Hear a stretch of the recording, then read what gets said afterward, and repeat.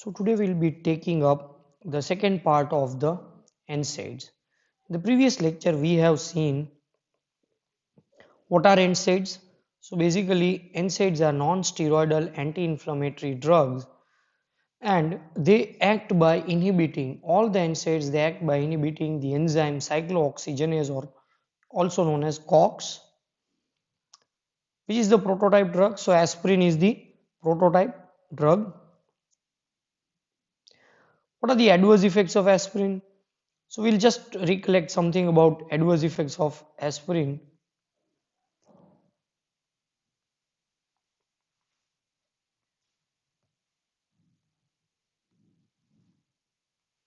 Side effects include nausea, vomiting, epigastric distress, increased occult blood loss in stools. Then we have gastric mucosal damage and peptic ulceration.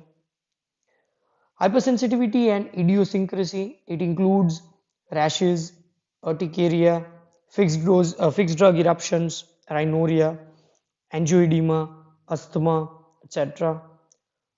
Then we have at anti-inflammatory doses, that is about 3 to 5 grams per day. The adverse effects includes the syndrome which is known as salicylism. It includes dizziness, vertigo, tinnitus, reversible impairment of vision, hearing, excitement, mental confusion, hyperventilation, and electrolyte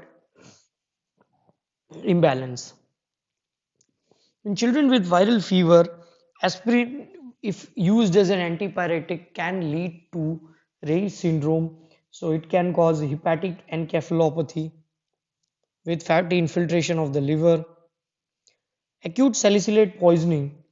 So all the above symptoms which are mentioned in salicylism plus cardiovascular collapse, coma, and death can occur. There is no antidote of salicylate poisoning.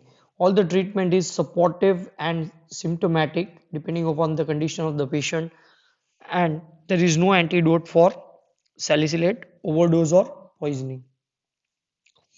So we use gastric lavage if the patient presents immediately within say 4 to 6 hours after consuming the drug, so that whatever unabsorbed portion of the drug remaining in the stomach and intestine, it is removed via gastric lavage. Alkaline diuresis, if we alkalinize the urine, so what happens is that salicylic acid, being a weak acid, in alkaline urine it becomes ionized, so it is not reabsorbed back into the renal tubules and thus increase its excretion. Clinical uses that we have discussed, it is used as an analgesic for a number of painful conditions ranging from headache, backache, myalgia, joint pain, toothache, neuralgia, others, pulled muscle, etc.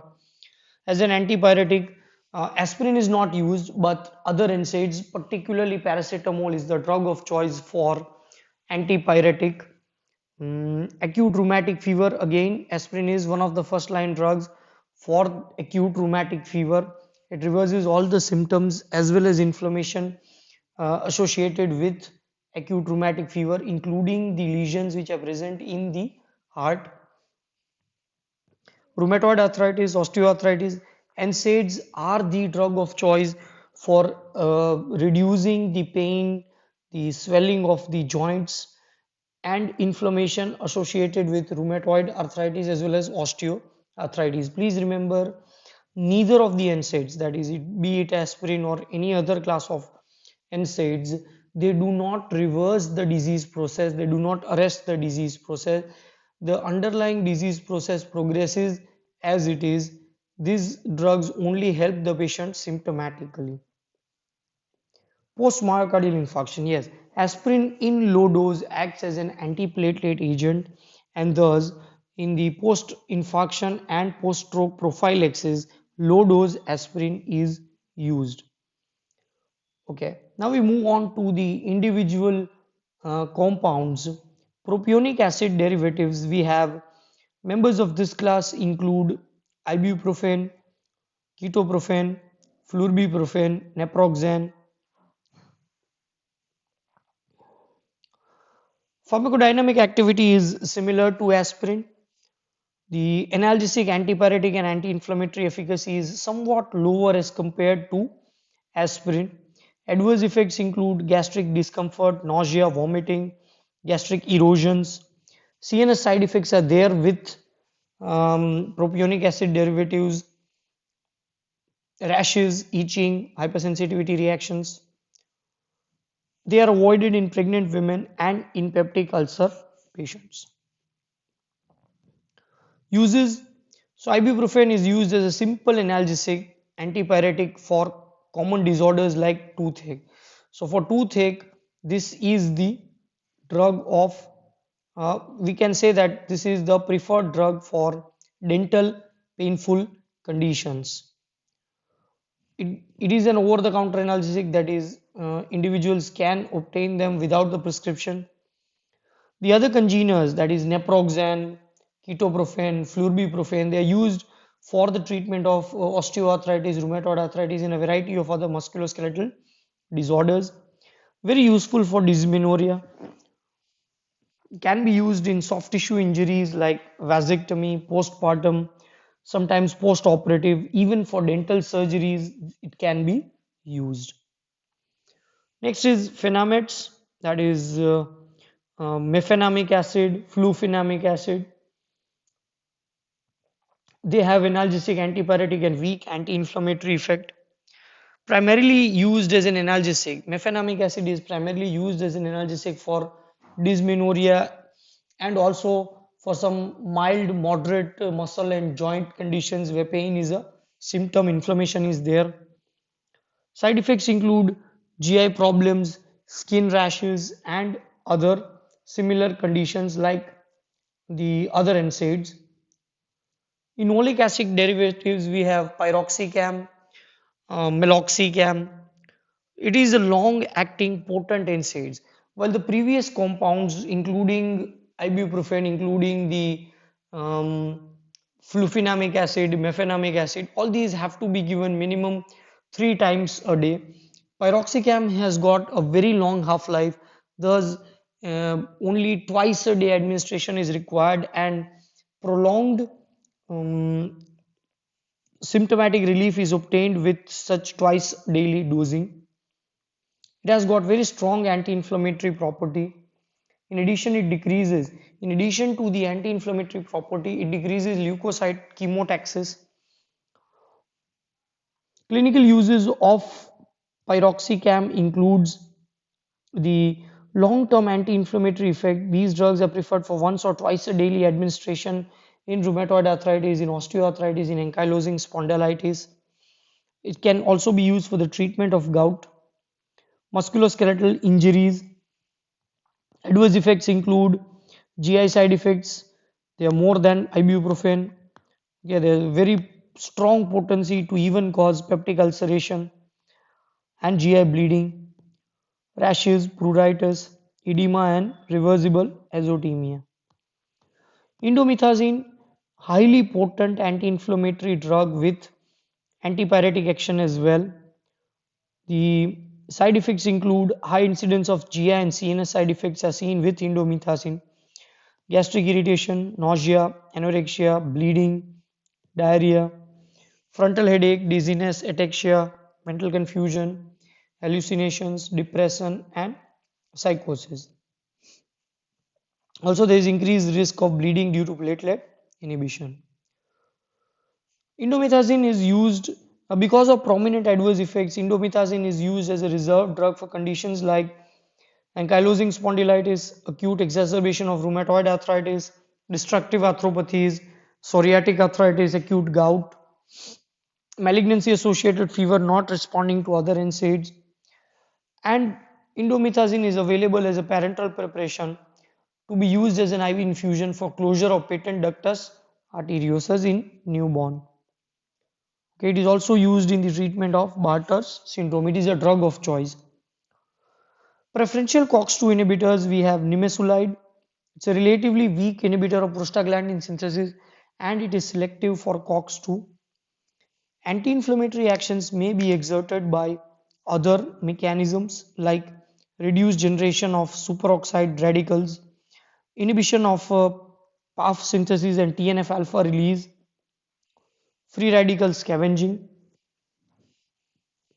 analgesic, antipyretic, and anti-inflammatory activity, which is comparable to other NSAIDs. Clinical uses include primarily for short-lasting painful inflammatory conditions like spot injuries, sinusitis, other ENT disorders, dental surgery, bursitis, low backache, and others. Adverse effects include GI side effects, dermatological, that is rashes, urticaria, and some instances of fulminant hepatic failure has been noted with nimesulide. So caution is required when using in patients with liver conditions or hepatic disease. Diclofenac, aceclofenac, it is similar in efficacy as analgesic antipyretic to naproxen. Prostaglandin synthesis inhibition, blood selective plus selective COX-2 inhibition. It inhibits neutrophil chemotaxis, superoxide production. Adverse effects include mainly GI. Okay.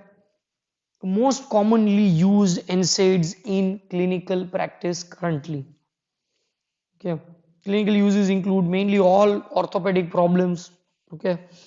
Mm, it is used as a post-operative analgesic for the treatment of renal colic, affords quick relief of pain and wound edema.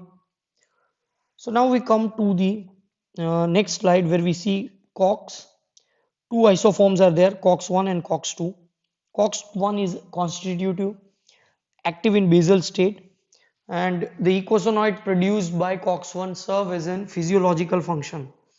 COX-2 is present in insignificant amount, induced during inflammation, and eicosanoids take part in inflammation. Now, selective COX-2 inhibitors, also known as COXIBs, the theoretical advantage of inhibiting COX-2 over COX-1 is that the GI side effects are not there with selective COX-2 inhibitor. Here, COX-1 is the predominant enzyme which does the housekeeping functions in the GI tract. Also, they do not suppress platelet function like other NSAIDs and like aspirin. Currently, three drugs, that is celecoxib, etoricoxib, and lumiracoxib or paracoxib, these three drugs are currently being available and approved for use. Selective COX-2 inhibitors, they increase cardiovascular risk. Okay, the COX-2 inhibitors, they reduce the endothelial PGI2 synthase without affecting the TXA2 synthesis from platelet. Okay, here in the TXA2 synthesis which occurs in platelet, the enzyme is COX-1, while the endothelial PGI2 is produced by COX-2. So what happens is that the COX-2 will inhibit this synthesis without affecting the platelet TXA2 synthesis, and this will result in increased chances of thrombosis because TXA2 is a platelet aggregator while PGI2 is a platelet inhibitor. So whenever there is inhibition of PGI2 and unchecked activity of TXA2, the balance favors towards aggregation of platelets and thrombus formation. So there are increased chances of thrombosis in coronary vessels in susceptible individuals, leading to myocardial infarction, stroke, cardiac arrhythmias, and even sudden cardiac death. So these trials, the Vigor approved, has proven this risk, led to the withdrawal of previous selective COX-2 inhibitors like valdecoxib and rofecoxib. These drugs, once very popular, have now fallen into disrepute. The other concerns, COX-1 generated by prostaglandins may also play a role in inflammation, and COX-2 inhibitors may not be as effective as non-selective COX inhibitors. Ulcer injury and H. pylori induce COX-2 in the gastric mucosa, which may contribute to the gastroprotective prostaglandin biosynthesis. JG apparatus, in the JG apparatus in the kidneys, COX-2 serves as a housekeeping role. It's a constitutive enzyme there. Its inhibition can lead to salt and water retention, pedal edema, and worsening of congestive heart failure. Last but not the least is paracetamol. It is also known as acetaminophen. It is one of the most commonly used over the counter drug, analgesic antipyretic with weak anti-inflammatory properties. The pharmacological actions include central analgesic action, so it raises the pain threshold. It's a prompt acting antipyretic drug. Additive effect with aspirin as an analgesic, very little anti-inflammatory action. Peripheral inhibition of COX is very much less than central inhibition. Also, there is a role of COX-3 inhibition. There is no acid-base imbalance, respiratory problems, or no changes in cellular metabolism. Very little gastric irritation and change in platelet function occurs with paracetamol. Paracetamol is very well absorbed orally, uniformly distributed in the body. It's metabolized in liver by glucuronidation and sulfate conjugation, followed by excretion in urine. Half-life is about 2 to 3 hours. Effects last for about 6 to 8 hours. Adverse effects mainly GI. It's very well tolerated and it is a safe drug even during pregnancy.